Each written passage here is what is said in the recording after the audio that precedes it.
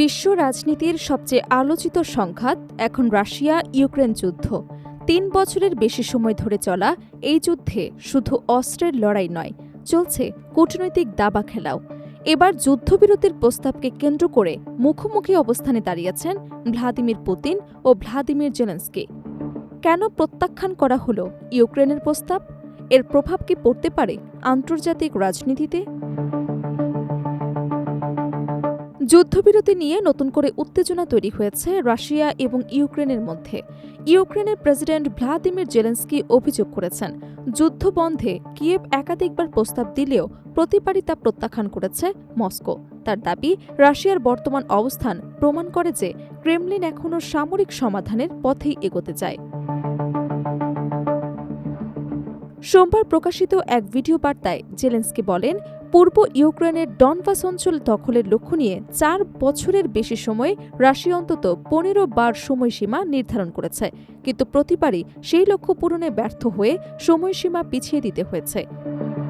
তার ভাষায়, যুদ্ধ দীর্ঘায়িত হলেও ইউক্রেনের প্রতিরোধ এখনো রাশিয়ার পরিকল্পনাকে পুরোপুরি সফল হতে দেয়নি। এর একদিন আগে রুশ প্রেসিডেন্ট ভ্লাদিমির পুতিন এক টেলিভিশন সাক্ষাৎকারে দাবি করেন, ইউক্রেন দূরপাল্লার হামলা বন্ধ এবং যুদ্ধের তীব্রতা কমানোর একটি প্রস্তাব দিয়েছিল। তবে তিনি এই প্রস্তাব প্রত্যাখ্যান করে বলেন, এটি প্রকৃত শান্তি উদ্যোগ নয়, বরং ইউক্রেনের সেনাবাহিনীকে পুনর্গঠনের সুযোগ করে দেওয়ার একটি কৌশলও বটে। তাই বর্তমান পরিস্থিতিতে যুদ্ধবিরতি রাশিয়ার জন্য গ্রহণযোগ্য নয়।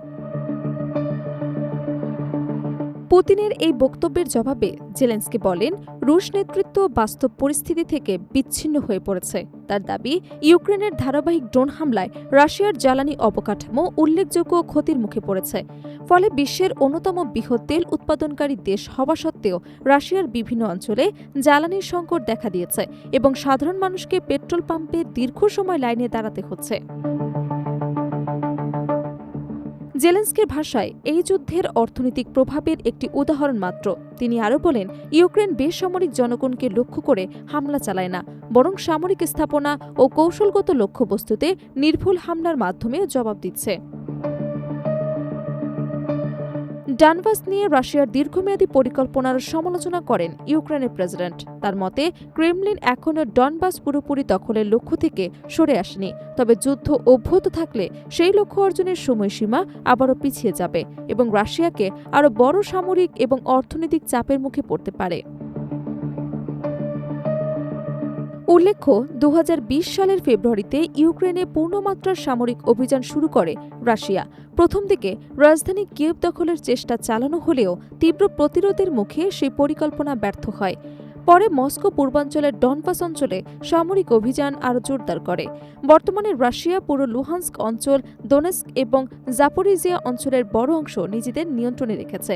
যদিও ইউক্রেনের কর্মকর্তাদের দাবি, সাম্প্রতিক মাসগুলোতে রুশ বাহিনীর অগ্রগতির প্রতি উল্লেখযোগ্যভাবে কমে এসেছে।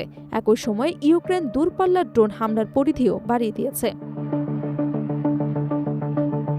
এ মাসের শুরুতে জেলেনস্কি পুতিনের উদ্দেশ্যে একটি খোলা চিঠি লিখে সরাসরি মুখোমুখি বৈঠকের আহ্বান জানান। যদিও সেই প্রস্তাব নিয়ে এখনও কোনো ইতিবাচক অগ্রগতি দেখা যায়নি এবং যুদ্ধবিরতির বিষয়েও দুই দেশের অবস্থান স্পষ্টভাবে বিপরীতমুখী। সব মিলিয়ে পরিস্থিতি বলছে, রাশিয়া এবং ইউক্রেনের মধ্যে শান্তি আলোচনার পথ এখনও কঠিন। যুদ্ধবিরতির প্রস্তাব নিয়ে উভয় পক্ষের পাল্টাপাল্টি বক্তব্য ইঙ্গিত দিচ্ছে কূটনৈতিক সমাধানের সম্ভাবনা আপাতত সীমিত। ফলে সংঘাত আরও দীর্ঘায়িত হবার আশঙ্কা যেমন বাড়ছে, তেমনি আন্তর্জাতিক নিরাপত্তা এবং বৈশ্বিক অর্থনীতির ওপরও এর প্রভাব আরও গভীর হতে পারে।